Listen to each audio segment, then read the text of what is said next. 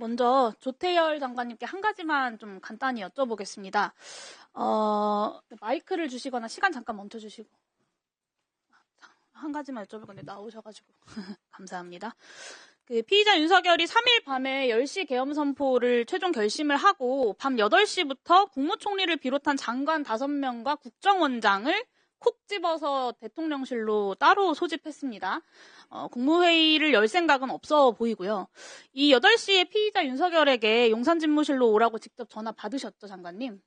저는 대통령님으로부터 직접 받았고 거기 이유를 좀 설명하던가요? 모이는 게 아니라 한 사람씩 불려온 것으로 잘 압니다. 8시경에 모인 멤버가 먼저 있다는 말씀을 드리는데요. 이제 들어가셔도 괜찮습니다. 괜찮습니다. 들어갔을 때는 5분만 있었습니다. 네, 별도 혹시 지시사항을 받으신 바가 있으신가요? 네? 들어가서 계엄 이야기를 들으시고 지시사항을 받으신 바가 있으신가요? 계속 계엄 선포한다는 말씀을 하셨습니다. 그리고 또 별도의 지시사항은 없으셨나요? 동시에 A4 용지에 하나를 A4 용지를 그때 받으셨고 알겠습니다. 들어가셔도 좋습니다. 이 8시 멤버 모두가 다 계엄을 대통령실에 들어가서야 비상계엄을 들었다. 그 전에는 연락을 받을 당시에는 국무회의도 비상계엄도 듣지 못했다고 답변을 하고 있습니다. 조태영 원장님께 좀 질문 드리겠습니다. 9시까지 모인 사람들은 다 국무회의 참석 배석자인데요. 국정원장님은 왜 불렀다고 하던가요? 이유를 듣지는 못했습니다만 안보와 관련되는 사항이 좀 있어서 그렇게 추측하시는 거죠? 네, 추측합니다. 가서도 왜 불렀는지 따로 용건을 듣진 않으셨나요? 없었습니다. 그리고 따로 문건을 받거나 지시사항을 받으신 것도 없으신가요? 없었습니다. 그러면 계엄 실무 편란상 그 대통령은 계엄을 선포하기 이전에 두 곳의 심의를 거치게 되어 있습니다. 하나가 국무회의고 그 전에 이제 국가안전보장회의 NSC를 열어야 한다고 되어 있는데요. 이게 박근혜 정부 기무사에서 작성했던 2017년 문건에도 나오고 국가전쟁 지도지침에도 이 절차가 명시되어 있다고 합니다. 국가안보실장이셨으니까 저보다 더 잘 아실 것 같은데 공교롭게도 앞서 말한 이 8시에 먼저 연락을 받은 멤버들의 공통점이 딱 한 가지가 있습니다. 바로 NSC 구성원이라는 점입니다. 조태영 원장님 혹시 12월 3일에 NSC가 개최된 바가 있습니까? 없습니다. 그리고 혹시 그러면 법무부 장관은 멤버가 아닌 것으로 알고 개최를 시도하신 바 있으십니까? 없습니다. 네. 이게 국무회의를 열 생각도 없었고 이 모임이 NSC 모임도 아니었다면 도대체 왜 몇 명만 콕 집어서 국무위원들과 몇몇 조태영 원장님 같은 사람을 대통령실로 불렀을까 상당히 의문이 남습니다.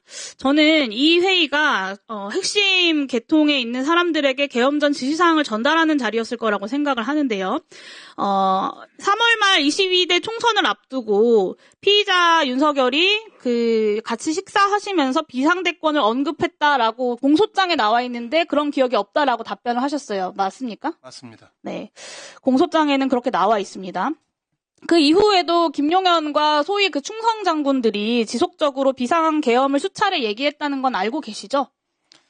공소장이 나온 다음에 언론 보도를 통해서 아셨고, 여기 계신 분들이 다 아시는 것처럼 거의 9개월 동안 국방부 장관을 비롯한 군 장성들과 피의자 윤석열이 치밀하게 이 비상계엄을 기획하고 검토를 했습니다. 저는 절차적 요건 정도는 얼마든지 검토할 수 있는 시간과 그런 경험이 있었다고 생각하는데요.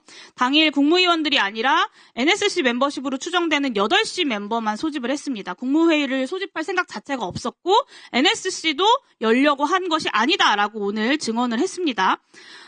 이 어떤 절차적 요건도 충족할 생각과 의지 자체가 없었다는 정확한 증거라고 생각하고요. 처음부터 실패하면 내란, 성공하면 혁명이라는 식의 사후 정당화로 이 실체적 절차적인 요건도 충족시키지 못하는 이 위헌성과 불법성을 인지하고도 군경을 동원해서 친위 쿠데타, 국헌 문란을 벌였다라는 것입니다.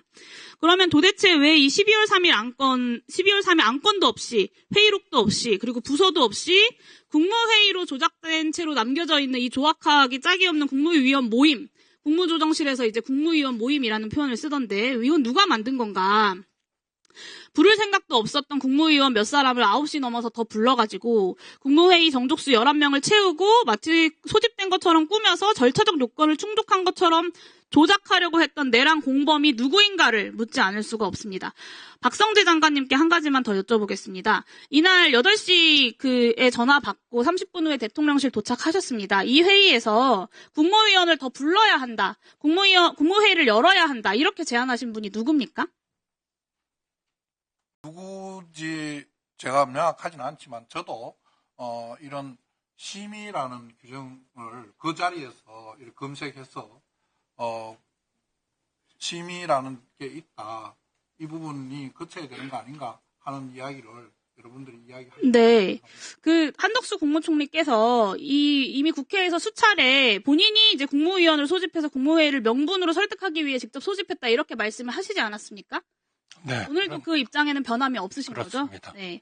근데 사실 비상계엄을 막고자 했다면 이 국무회의로 심의 자체를 막는 것이 더 상식적입니다. 뭐 예를 들면 최상목 부총리는 내가 서명을 하지 않음으로써 이 회의의 절차적 정당성을 부여하지 않겠다라고 하고 박차고 나갔던 것 아닙니까? 그런데 국무회의를 열어야 한다고 이 비상계엄을 막기 위해서 그랬다라는 건 좀 납득하기 어렵다는 것이고요. 시간 잠깐 멈춰주시고 김서구 차관님 앞으로 잠깐 나와주십시오.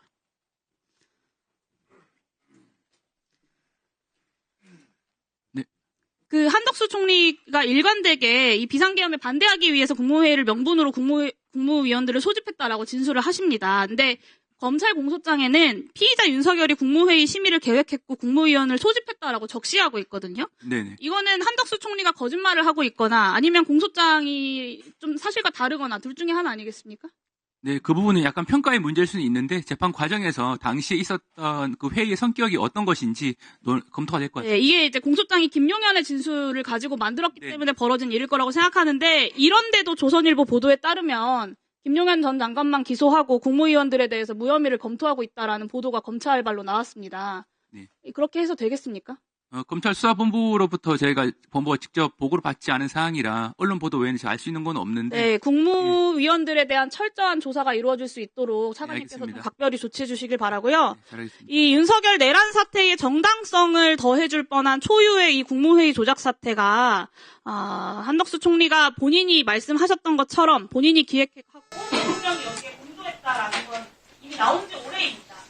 검찰 공소장의 국무회의 부분이 윤석열이 왜 8시 멤버를 먼저 소집했는지 그리고 국무위원들이 왜 두 차례로 나뉘어서 일부만 소집되었는지 이 국무회의 조작 사태가 예견된 이 국무회의가 왜 최소한의 절차조차 갖추지 못했는지를 제대로 설명하지 못하고 네, 마무리해 주십시오. 그렇기 때문에 이 충성 장군들에 대한 수사처럼 충성 장관들에 대한 철저한 수사가 필요하다라는 말씀을 드립니다. 이 8시 멤버가 계엄 직전에 윤석열에게 지시사항을 받았을 것이라는 점도 배제할 수 없다고 생각하고요. 철저하게 수사해 주시기 바랍니다. 네, 위원님 말씀 유념해서 철저한 수사가 이룰 수 있도록 노력하도록 하겠습니다.